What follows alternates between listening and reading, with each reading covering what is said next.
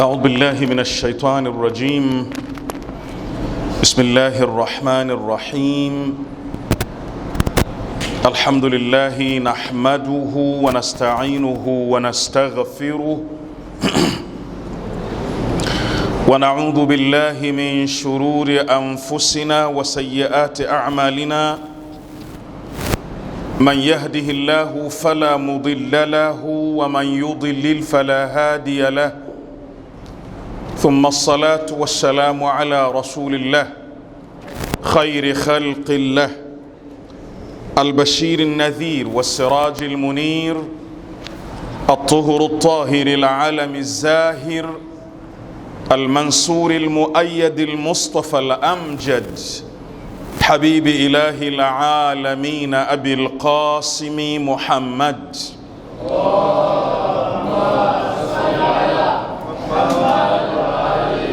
وعلى أهل بيته الطيبين الطاهرين وأصحابه المنتجبين. وبعد، أيها الأحبة، أحييكم بتحية الإسلام المباركة.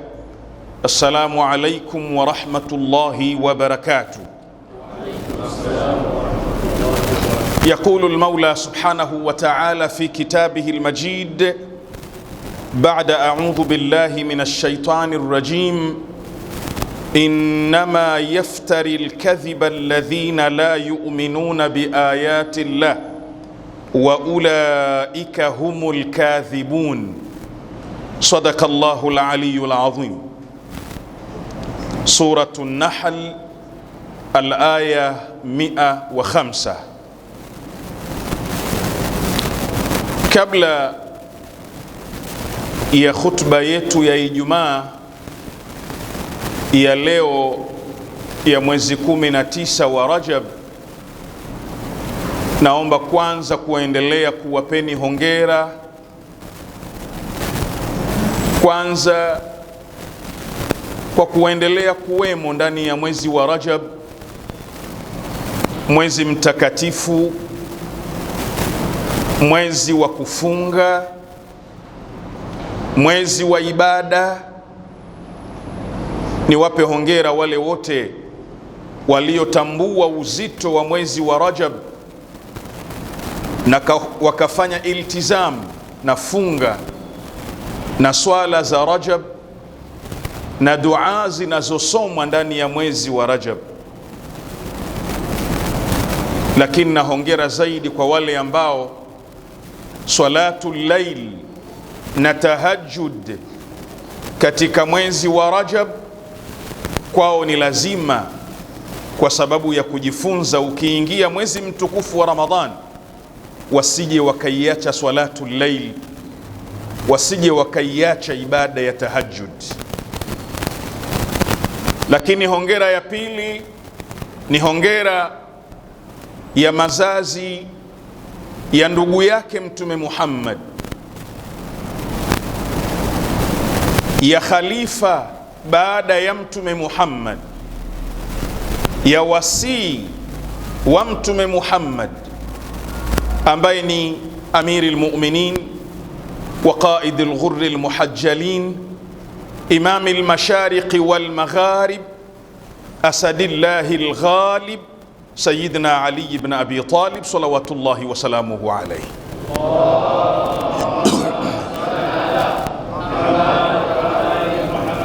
Kwa hivyo niwapeni hongera kwa hayo mambo mazito makubwa mawili ndani ya mwezi huu mtukufu wa Rajab na katika jambo la Rajab. Khutba yetu ya leo tumeipa unwani ya uongo, ubaya wa uongo. Na nimeanza na maneno ya Mwenyezi Mungu Subhanahu wa Ta'ala yaliyoko katika Suratun Nahl aya 105. Mwenyezi Mungu anaposema innama yaftari alkadhiba alladhina la yu'minuna biayati llah, hakika hapana vingine wanaozusha urongo, hakika hapana vingine wanaoongopa ni wale ambao hawaziamini aya za Mwenyezi Mungu, na watu hao ni waongo. Kwa hiyo aya ina maneno mazito sana ambayo inamzungumza muongo. Kwa ibara nyingine, Nahl 105 inasema muongo ni mtu ambaye si mu'min, innama yaftari alkadhiba alladhina la yu'minun. Kwa ibara nyingine aya inasema muongo sio mu'min. Sasa katika mada yetu hii tutakuwa na nukta 5. Nukta ya kwanza tutazungumzia uongo ni nini, ma huwa alkadhib. Nukta ya pili tutazungumzia maovu yanayosababishwa na uongo, masawiul kidhb. Lakini jambo la tatu tutazungumzia dawail kadhib, sababu zinazopelekea mtu kuwa na sifa ya urongo.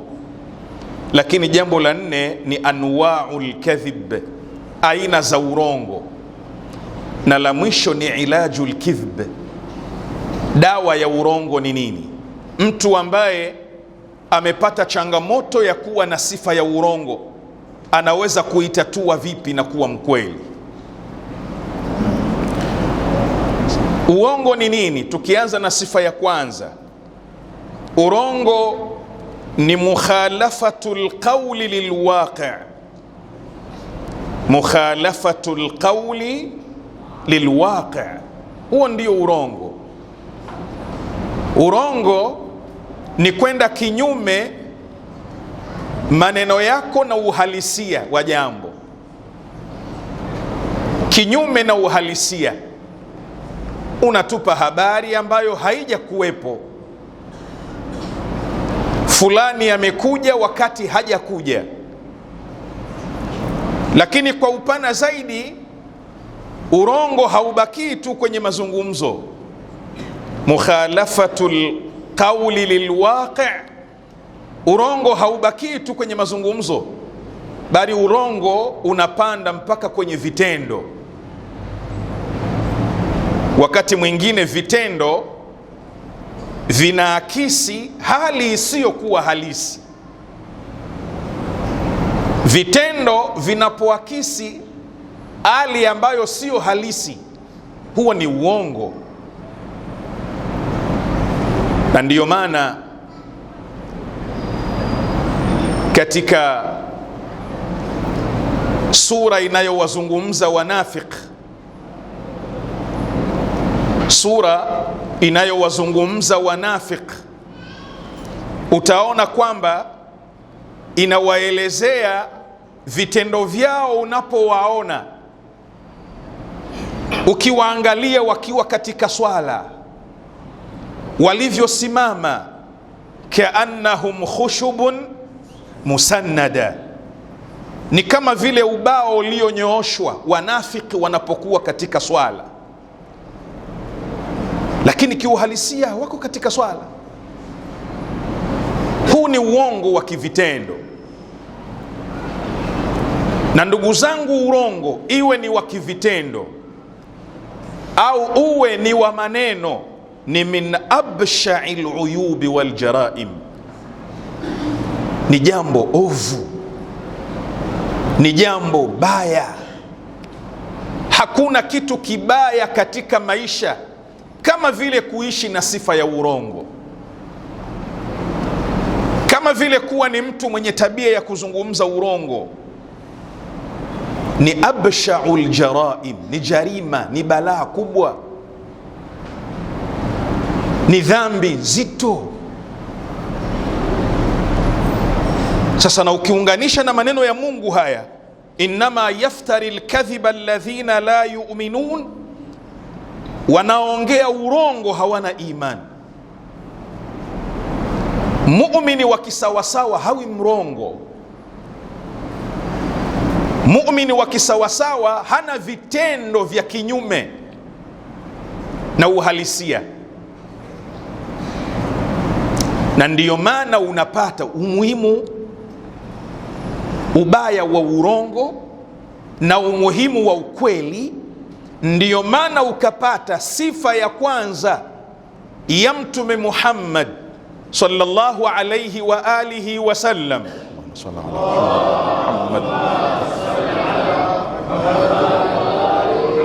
aliyojulikana nayo ilikuwa ni sifa ya ukweli. Ilikuwa ni sifa ya ukweli. Hazungumzi kinyume na uhalisia, hasemi kinyume na uhakika wa jambo. Na ndiyo maana alipowakusanya ndugu zake kuwapa habari ya kwamba yeye ni mtume, walimwambia, hatujawahi kukusikia ukiongea urongo, hatujawahi kukusikia wewe ukiongopa katika jambo. Ma jarabna fika kadhiban, hatujawahi. Kwa hiyo sifa ya kwanza aliyosifika nayo Mtume Muhammad sallallahu alayhi wa alihi wa sallam, ambayo ni sifa muhimu, ni sifa ya asidqu, ni sifa ya ukweli. Kwa hivyo hakuna sifa mbaya kama sifa ya urongo. Kwa nini mtume asifike na sifa ya ukweli? Kwa sababu ukweli ndiyo kigezo cha kila jambo. Na ndiyo maana Maulaya wa Sayyidi as-Sadiqul Musaddaq Jaafar bin Muhammad salawatullahi wa salamuhu alayhi, Allahumma salli ala Muhammad, wakati anapoelezea kwamba mtu usije ukampima dini yake kwa swala nyingi. Dini ya mtu haipimi kwa sababu anaswali sana. Swala zote 5 tuko naye msikitini. Salatul laili masha Allah, ikifika saa 10 kamili ameamka. Imamu Sadiq alayhi salamu anasema mwili ukashazoea. Kuna mazoea unakuwa nayo, mazoea hayo ukishakuwa nayo utaamka saa 10 za usiku tu.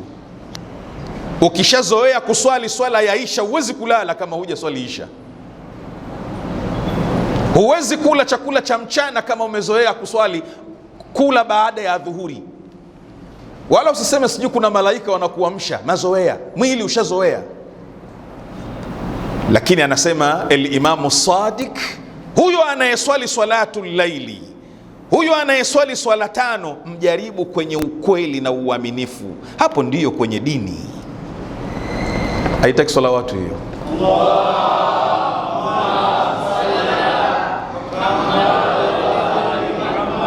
Hapo ndiyo kwenye dini, ukweli, uaminifu.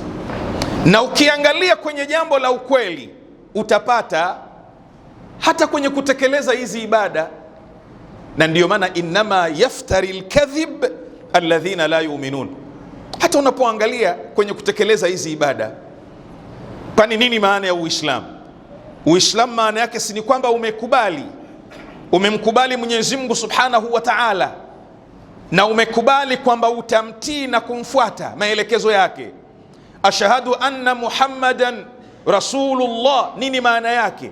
Ni kwamba nimemkiri Mtume Muhammad na nimekubali mafunzo yake na maelekezo yake. Katika maelekezo yake na mafunzo yake ni kuswali swala 5. Sasa je, unapokuwa huswali swala 5, ni muongo kwenye shahada yako? Si muongo. Ni muongo kwenye itikadi yako? Si muongo.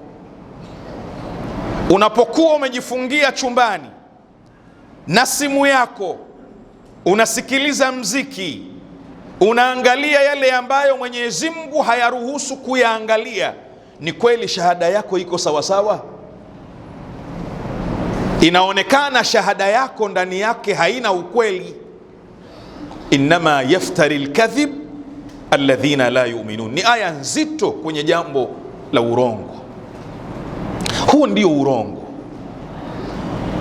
Na ndugu zangu, tukiangalia mambo maovu yanayosababishwa na uongo ni mengi, lakini matatu ya haraka haraka. Urongo ba'ithun ala su'i sum'a. Urongo unapelekea sifa mbaya. Ukiwa na tabia ya urongo, unabeba jina baya katika jamii, unabeba jina la ovyo katika jamii, na unaanguka katika jamii, na hakuna anayekuamini kwa sababu ya urongo wako. Lakini jambo la pili, urongo yudhifu thiqata nnas ba'dhum bi ba'd. Uongo unafanya hakuna anayemwamini mwenzake.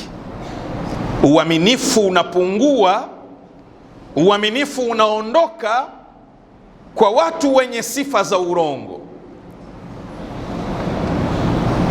Na jambo la kusikitisha na jambo la kuhuzunisha, leo urongo imekuwa ni moja ya somo wanalosomeshwa watu katika muamala wa kidunia. Jambo la kusikitisha,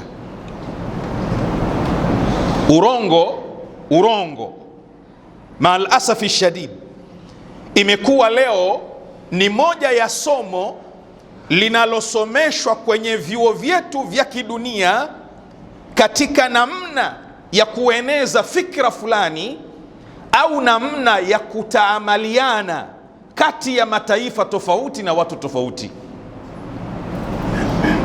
Unaposikia mara nyingi amezungumza lugha ya kidiplomasia, asilimia 90 maana yake amezungumza lugha ya kiongo, lugha ya uongo. Maal asafi shadid, siasa katika Uislamu ni shay'un muqaddas. Siasa katika Uislamu ni jambo takatifu, ni jambo zuri. Lakini leo duniani ukizungumza siasa, maana yake unazungumza urongo, unazungumza kitu mukhalafatul waqi', mukhalafatul lilwaqi'. Jambo la kuhuzunisha, jambo la kusikitisha. Na ndiyo maana, kwa sababu dunia imejengwa kwenye urongo, imejengwa kuto kumuamini Mungu, hata wale wanaodai kwamba wao ndio wanaosomesha na ndio wanaowasomesha walimwengu demokrasi, leo dunia inaona wazi wazi urongo wao na uongo wao wa kivitendo na kimaneno. Wale wanaosema kwamba wao ndio watetezi wa haki za binadamu, wale wanaotufundisha kwamba kiongozi lazima apigiwe kura na achaguliwe na watu, demokrasi, utawala wa watu, rai ya watu, fikra za watu. Leo tunawaona wale wanaotufundisha demokrasia na wanaozilaumu nchi zetu kwamba hazina demokrasia, wao leo ndio wa kwanza kuzungumza urongo kwenda kinyume na demokrasia. Anapotokea mtu na mabavu yake tu, kwa sababu ya nguvu zake tu alizokuwa nazo, akenda akafanya uadui kwa nchi nyingine, akenda akamchukua rais wa nchi pamoja na mke wake, akawapeleka anapotaka yeye, rais aliyechaguliwa na wananchi.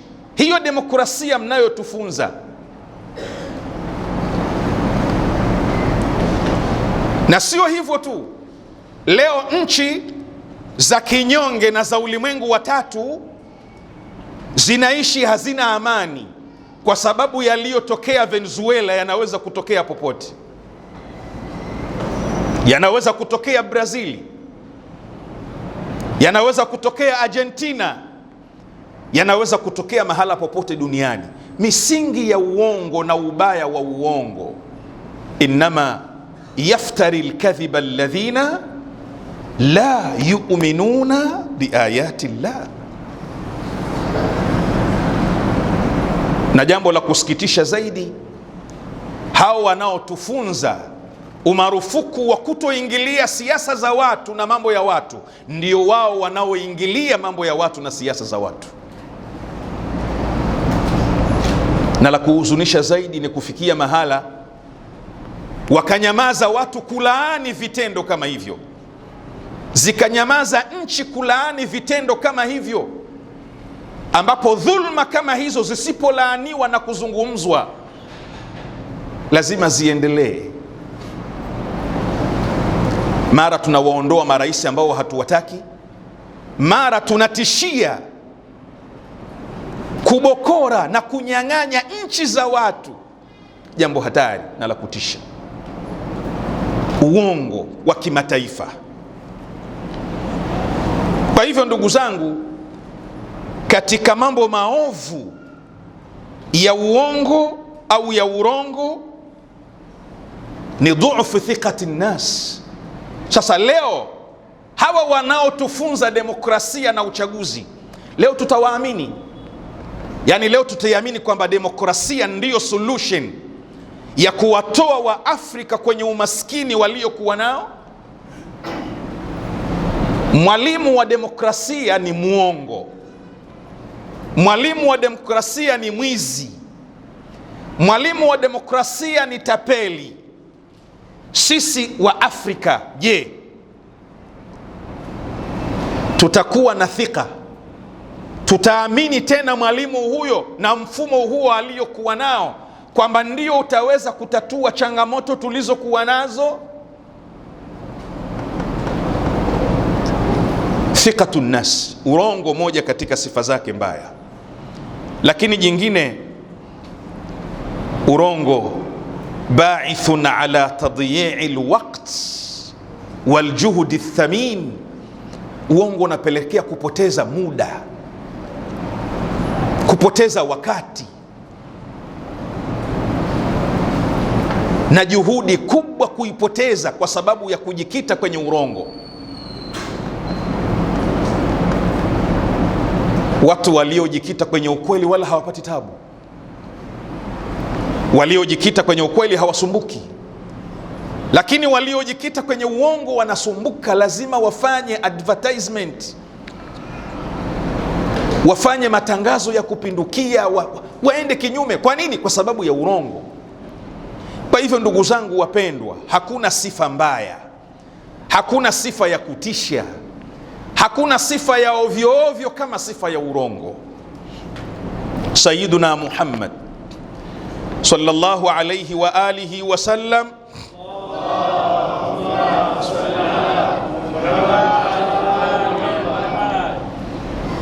katika maneno yaliyopokewa kwa kupitia watu wa nyumbani kwake anasema, inna Allaha ja'ala lisharri aqfala, Mungu amezifanya shari zimefungwa. Yani mambo mabaya yako mahala yamefungiwa. Waja'ala mafatiha tilka alaqfali sharab, alafu akafanya yale mambo mabaya, yale mambo machafu, funguo zake nambari 1 ni pombe. Walkidhbu sharrun min ash-sharab. Allahu akbar. Walkidhbu sharrun min ash-sharab. Funguo ya pili ya mambo mabaya na uharibifu duniani na kila mahala ni uongo. Na uongo sharrun min ash-sharab, uongo ni mbaya zaidi kuliko pombe. La kusikitisha ni kwamba sisi Wazaramu, pombe kwetu ni mbaya zaidi. Ukimuona mwanao, kijana wako, ndugu yako anakunywa pombe, huyo la ilaha illa Allah, tena tunamtenga sisi kwenye Uzaramu wetu. Lakini muongo la, kumbe uongo ni mbaya zaidi kuliko pombe. Leo dunia inaangamizwa na urongo. Leo dunia inasambaratika na urongo. Leo dunia imekosa amani, dunia imekosa umoja, dunia imekosa mshikamano, dunia imekuwa na njaa kwa sababu ya urongo. Walkithbu sharrun min ash-sharab. Namwomba Mwenyezi Mungu Subhanahu wa Ta'ala kwa baraka za mwezi huu wa Rajab atupambe na sifa mbili alizokuwa nazo Mtume Muhammad. Atupambe na sifa ya ukweli na sifa ya uaminifu. Atupe nguvu na taufik, mwezi wa Rajab uwe ni mwezi wa kutubia na kufuta aina zote za urongo kama ni sifa tulikuwa nayo. Na Mungu atupe taufiki tuwe ni watu watetezi wa ukweli na wala sio watetezi wa urongo. Bismillahir Rahmanir Rahim. Inna a'tainaka al-kauthar fasalli li rabbika wanhar inna shani'aka huwa al-abtar. يقول المولى سبحانه وتعالى في كتابه المجيد: إن الله وملائكته يصلون على النبي يا أيها الذين آمنوا صلوا عليه وسلموا تسليما. اللهم صل على محمد. اللهم صل وسلم على سيدتنا ومولاتنا فاطمة الزهراء صلوات الله وسلامه عليها.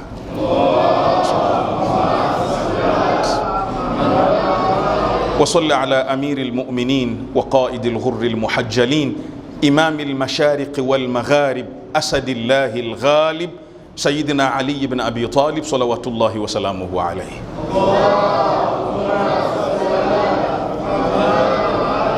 وصل على سبطي الرحمة وإمامي الهدى الحسن والحسين سيدي شباب أهل الجنة صلوات الله وسلامه عليهما.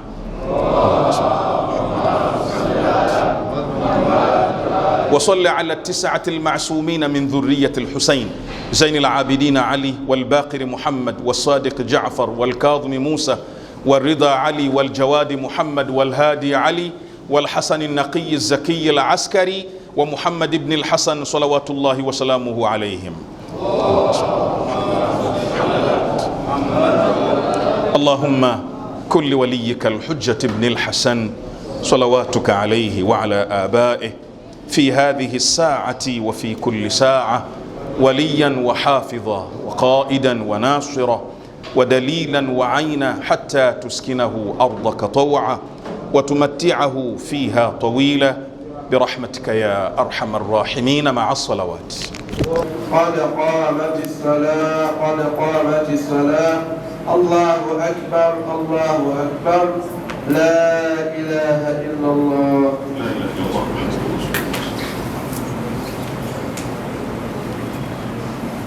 الله أكبر. بسم الله الرحمن الرحيم. الحمد لله رب العالمين الرحمن الرحيم مالك يوم الدين إياك نعبد وإياك نستعين اهدنا الصراط المستقيم صراط الذين أنعمت عليهم غير المغضوب عليهم ولا الضالين.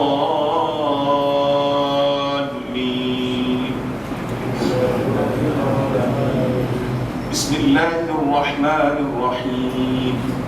قل هو الله أحد الله الصمد لم يلد ولم يولد ولم يكن له كفوا أحد.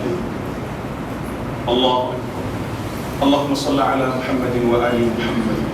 اللهم يا من أرجوه لكل خير وآمن سخطه عند كل شر، يا من يعطي الكثير بالقليل، يا من يعطي من سأله، يا من يعطي من لم يسأله ومن لم يعرفه تحننا منه ورحمة.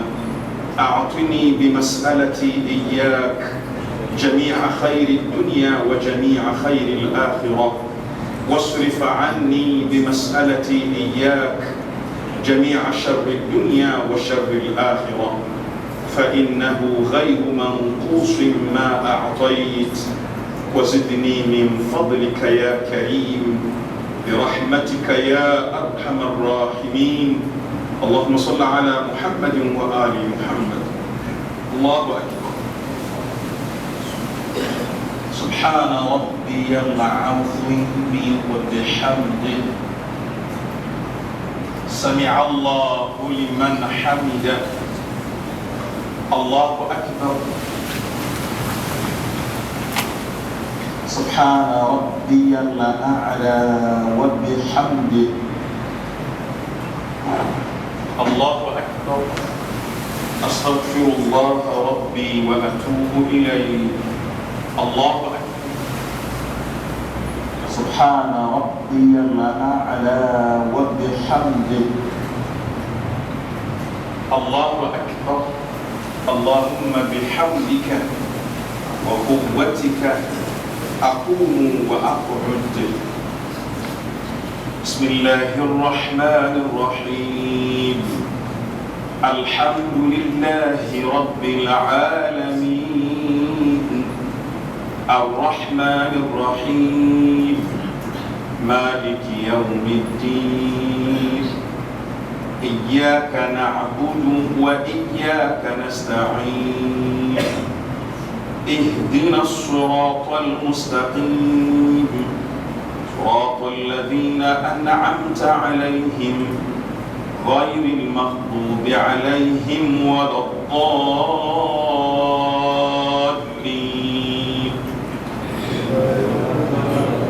بسم الله الرحمن الرحيم.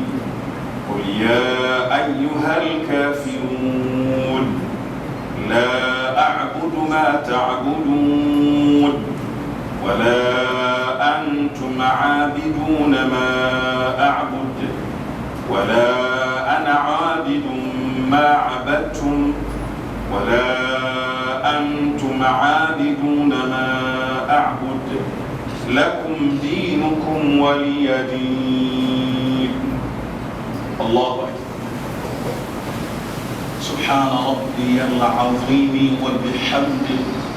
سبحان ربي العظيم وبحمده. سبحان ربي العظيم وبحمده. اللهم صل على محمد وآل محمد وعجل فرجهم وفرجنا بهم يا كريم يا ذا الجلال والإكرام يا ذا النعماء والجود يا ذا المن والطول. حرم شيبتي وشيبة أبي وأمي على النار. سمع الله لمن حمده. اللهم صل على محمد وآل محمد. اللهم يا من أرجوه لكل خير وآمن سخطه عند كل شر. يا من يعطي الكثير بالقليل. يا من يعطي من سأله. يا من يعطي من لم يسأله ومن لم يعرفه تحننا منه ورحمة. أعطني بمسألتي إياك جميع خير الدنيا وجميع خير الآخرة واصرف عني بمسألتي إياك جميع شر الدنيا وشر الآخرة فإنه غير منقوص ما أعطيت. وزدني من فضلك يا كريم يا ذا الجلال والإكرام يا ذا النعماء والجود يا ذا المن والطول. حرم شيبتي على النار برحمتك يا أرحم الراحمين. اللهم صل على محمد وآل محمد. الله أكبر. سبحان ربي الأعلى وبحمده. سبحان ربي الأعلى وبحمده. سبحان ربي الأعلى وبحمده. اللهم صل على محمد وآل محمد. الله أكبر. أستغفر الله ربي وأتوب إليه. الله أكبر. سبحان ربي الأعلى وبحمده. اللهم صل على محمد وآل محمد وعجل فرجهم وفرجنا بهم يا كريم. إلهي أرنا الطلعة الرشيدة والغرة الحميدة وكح الناظري بنظرة مني إليه وعجل فرجه. الله أكبر. الحمد لله. أشهد أن لا إله إلا الله وحده لا شريك له وأشهد أن محمدا عبده ورسوله. اللهم صل على محمد وآل محمد. السلام عليك أيها النبي ورحمة الله وبركاته. السلام علينا وعلى عباد الله الصالحين. السلام عليكم ورحمة الله وبركاته.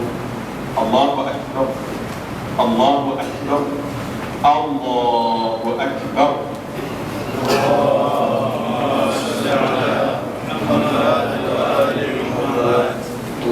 اللهم صل على محمد وآل محمد. اللهم صل على محمد وآل محمد.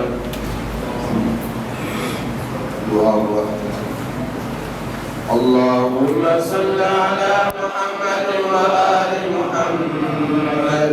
بسم الله الرحمن الرحيم. لا